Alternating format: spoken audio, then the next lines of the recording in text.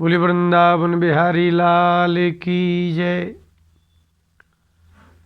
प्रायः सभी लोगों ने सुना होगा कि भगवान का अवतार गौ के लिए, ब्राह्मणों के लिए और संतों की रक्षा के लिए होता है। श्रीमद् भगवद गीता में भगवान ने भी अर्जुन से कहा, परित्राणाय साधूनाम विनाशाय च दुष्कृताम। पापियों को नाश करने के लिए और महात्माओं की रक्षा के लिए वो अवतार लेते हैं। सुखदेव जी ने महाराज परीक्षित को और भी विलक्षण बात कही कि भगवान के अवतार का कुछ और भी हेतु है, इतना ही हेतु नहीं है।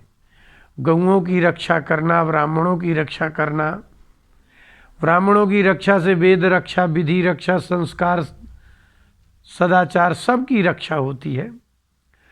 और गौओं की रक्षा से वेद प्रतिपादित पंचगव्य, हवि इत्यादि की रक्षा होती है।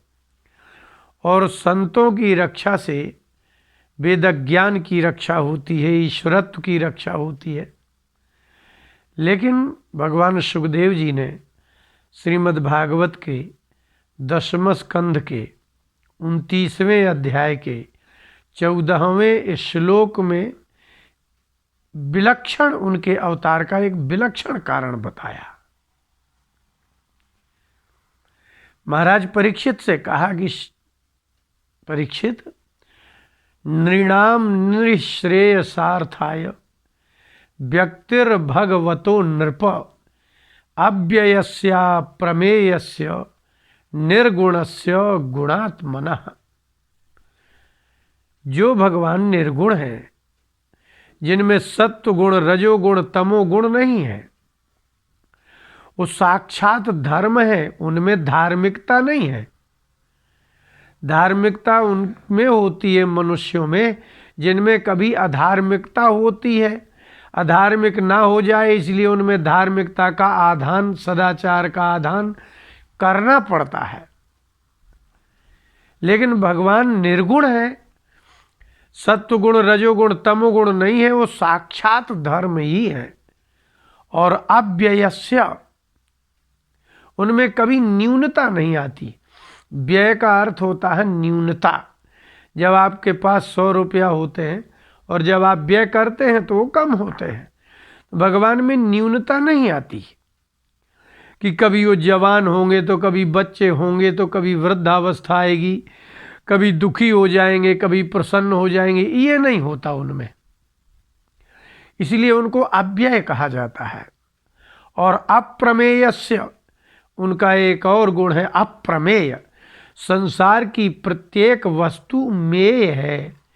मेय का अर्थ होता है सीमित है। मातुम योग्यम मेयम, जो वस्तु सीमित होती है, जो समय सीमित होता है, उसका आपको सीमा निर्धारित होगी। अगर काल निर्धारण होगा तो इतने वर्ष तक होगा। स्थान अगर निर्धारित होगा तो यहाँ तक होगा। यदि वस्तु निर्धारित होगी तो यहाँ से यहाँ तक होगा। भगवान अप्रमेय है, उनकी कोई प्रमेय अर्थात माप तौल नहीं है कि भगवान कब से कब तक रहेंगे और कहाँ से कहाँ तक रहेंगे और कितना रहेंगे। इसलिए उनको अप्रमेय कहा जाता है। इसलिए इनके 4 गुण हुए, अव्ययस्य, प्रमेयस्य, निर्गुणस्य, गुणात्मनः। निर्गुण होते हुए भी गुणात्मा है वो। तो अव्यय अर्थात कभी न्यूनाधिक न होने वाले, और अप्रमेय अर्थात अनंत और असीमित है, और निर्गुण अर्थात सत्वगुण, रजोगुण, तमोगुण, उनमें काम, क्रोध, लोभ, मोह, ईर्ष्या, द्वेष, दंभ, पाखंड कोई प्रक्रिया नहीं हो सकती। जिनमें गुण होते हैं उनका नाश होता है। आज सत्वगुण है, कल तमोगुण आ गया, तो जीवों में प्रायः ये होता है। अच्छा, विशेषता और क्या है भगवान की? बोले गुणात्मनः। और जितने गुण आप समझते हो, सौशील्य गुण है, धार्मिक धर्म एक गुण है, सदाचार एक गुण है, दया एक गुण है, करुणा एक गुण है। आपकी दृष्टि में ये बड़े दिव्य गुण हैं, ये सब गुण उनमें हैं। अब इनका जन्म ऐसे भगवान का जन्म क्यों होता है? इसलिए व्यक्ति शब्द का प्रयोग किया है सुखदेव जी ने। नृणाम निःश्रेय सार्थाय व्यक्ति ही भगवतो नृप। हे नृप, हे राजा परीक्षित, भगवतः व्यक्ति ही, भगवान का व्यक्ति माने अभिव्यक्ति। व्यक्ति माने प्रकट होना, किसी वस्तु के प्रादुर्भाव को व्यक्त होना कहते हैं। जैसे आप बीज होता है, और बीज जब व्यक्त होगा तो किस रूप में व्यक्त होगा? वृक्ष के रूप में होगा, शाखाओं के रूप में, फल के रूप में, पुष्प के रूप में, छाल के रूप में। तो बीज की अभिव्यक्ति, बीज की व्यक्ति माने प्राकट प्रादुर्भाव, छाल, स्कंद, शाखा, पुष्प और फल के रूप में होता है। भगवान का जो प्राकट्य होगा, भगवान की जो व्यक्ति होगी, अर्थात उनका आविर्भाव होगा, तो किस लिए होगा? तो बोले नृणाम निःश्रेय सार्थाय, मात्र मनुष्यों के कल्याण के लिए होगा। तो भगवान के स्वरूप ऐसे हैं। तो भगवान माने जितने ऐश्वर्य, विष्णु पुराण में भगवान के लिए कहा है कि उत्पत्तिम च विनाशम च भूतानां मगतिम गतिम। भगवान ऐसे ही नहीं वो कहे जाते। जितने अनंत जीव संसार में, एक एक योनि में अनंत अनंत जीव हैं, और एक एक जीव के अनंत अनंत जन्म हैं, एक एक अनंत जन्मों के, एक एक जन्म के अनंत अनंत कर्म हैं। तो जो सभी जीवों की उत्पत्ति के विषय में जानते हैं, और विनाश के विषय में जानते हैं, और अगतिम और गतिम, दुर्गति और सुगति को जानते हैं, और वेत्ति विद्याम अविद्याम च, और जो विद्या और अविद्या, संपूर्ण ज्ञान और संपूर्ण अज्ञान, दोनों इन 6 वस्तुओं को जो जानते हैं उनको भगवान कहते हैं। अगर वो यहाँ प्रकट होंगे धरती में तो क्यों होंगे? उनका और क्या हेतु है? आप भोजन कर रहे हैं, रह रहे हैं, जी रहे हैं, खा रहे हैं, पी रहे हैं, आप एक दूसरे से लड़ रहे हैं, मर रहे हैं, इससे भगवान का क्या संबंध है? तो बोले इसलिए कि यदि ये सारे मनुष्य पशुवत व्यवहार करने लगते हैं तो इनको कभी शांति नहीं मिलेगी। इसलिए निःश्रेयस का अर्थ होता है आत्मिक शांति। अभ्युदय का अर्थ होता है, मीमांसा में सूत्र है, जैमिनी जी ने, व्यास जी के शिष्य जैमिनी जी ने पूर्व मीमांसा लिखा। मीमांसा का अर्थ होता है विचार, कर्म मीमांसा। उन्होंने लिखा है कि यतो अभ्युदय सिद्धि सधर्म। संसार में संपूर्ण खूब पर्याप्त धन हो, पर्याप्त यश हो, इसी का नाम अभ्युदय है। तो सांसारिक उन्नति पदार्थों का नाम अभ्युदय है, और आत्मिक कल्याण, आत्मज्ञान का नाम निःश्रेयस है, जिसको कठोपनिषद इत्यादि में श्रेय और प्रेय कहा जाता है। तो जो आपको यहाँ प्रिय लगता है वो प्रेय है, और जो मोक्ष है वो श्रेय है। अनंतानंत जन्म लेकर के कोई जीव अति व्याकुल है। भगवान यहाँ धरातल में नहीं हो आए होते तो आज आपको क्या लग रहा है? भगवान की चर्चा सुनाई देती है आपको? नहीं सुनाई देती। भगवान क्या है ये क्या कभी चर्चा होती? भगवान कैसे हैं क्या ये कभी चर्चा होती? इसलिए सुखदेव जी ने कहा, परीक्षित, भगवान जीवों के निःश्रेयस कल्याण के लिए आते हैं। लेकिन अब वो प्राप्त कैसे होंगे, कैसे प्राप्त होते हैं, इन सब साधनों को बताने के लिए ही भगवान नारायण व्यास के रूप में आए। और व्यास जी के रूप में आकर के द्वैपायन व्यास बन के उन्होंने 18 पुराणों की रचना की। तो वेदों में कही हुई जितनी भी बात कल्याणकारी है उन सभी को निचोड़ रूप में, साधारण भाषा जो श्लोक है उस रूप में किया है। इसलिए सुखदेव जी ने कहा कि परीक्षित वो छोड़ो तुम, भगवान क्यों आते हैं? परित्राणाय साधूनाम, इसको छोड़िए। आप तो इतना ही सोच लो कि नृणाम निःश्रेयसार्थाय व्यक्ति, भगवान की जो प्राकट्य आविर्भाव, जो उत्पत्ति होती है, वो सिर्फ मनुष्यों के कल्याण के लिए ही होती है। अब उसमें चाहे दुष्टों को मार के ही कल्याण क्यों ना हो। आज जो आप लीला चरित्र भगवान श्री कृष्ण के, भगवान श्री राम के, हमारे यहाँ 24 अवतारों के जो जो लीला चरित्र हैं, ये इसीलिए भगवान यहाँ आते हैं।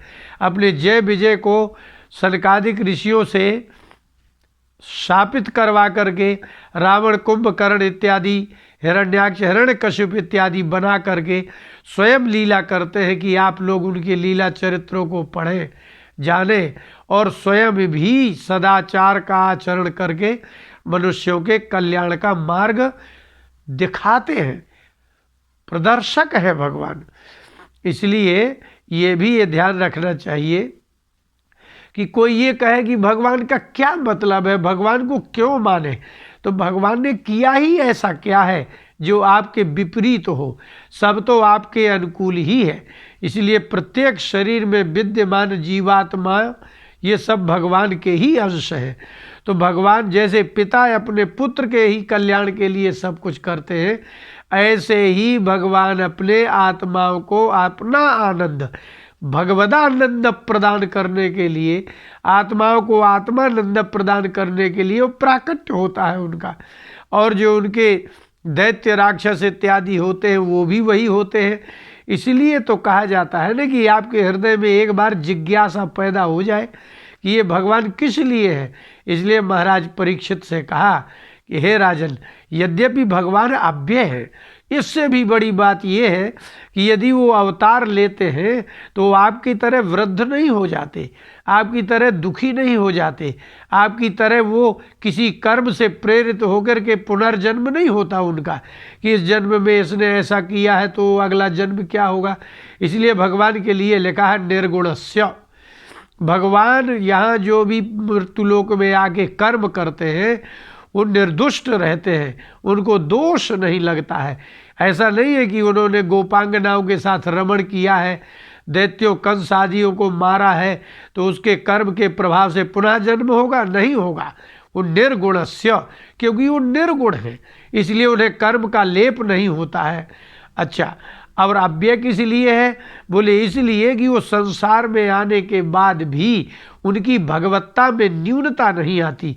अगर समय आ जाए तो 7 वर्ष की आयु में वो गोवर्धन पर्वत भी उठा लेंगे। तो गोवर्धन पर्वत को उठाने के लिए कितनी आयु चाहिए?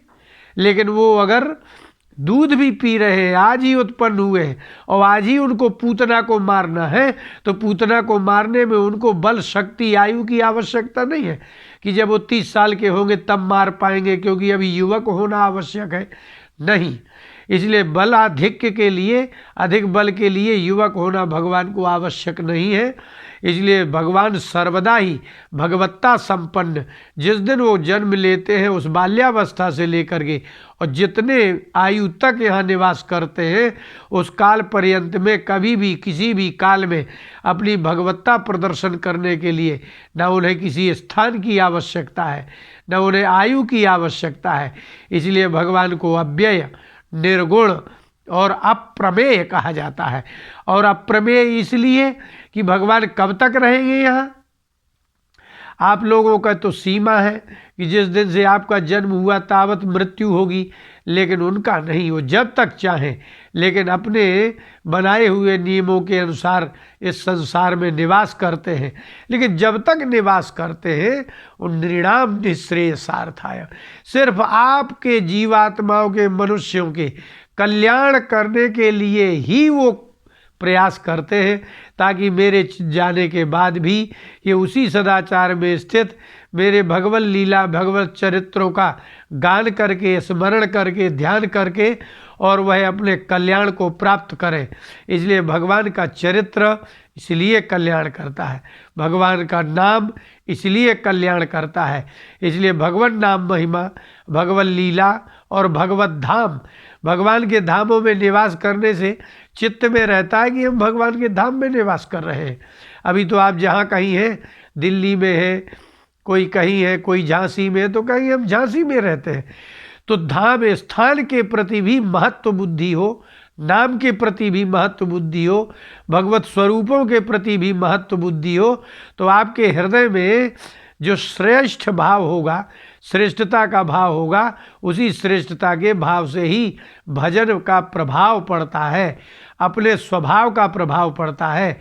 इसलिए भगवान मनुष्यों के सदाचार कल्याण के लिए ही यहाँ आते हैं। बोलिए वृंदावन बिहारी लाल की जय।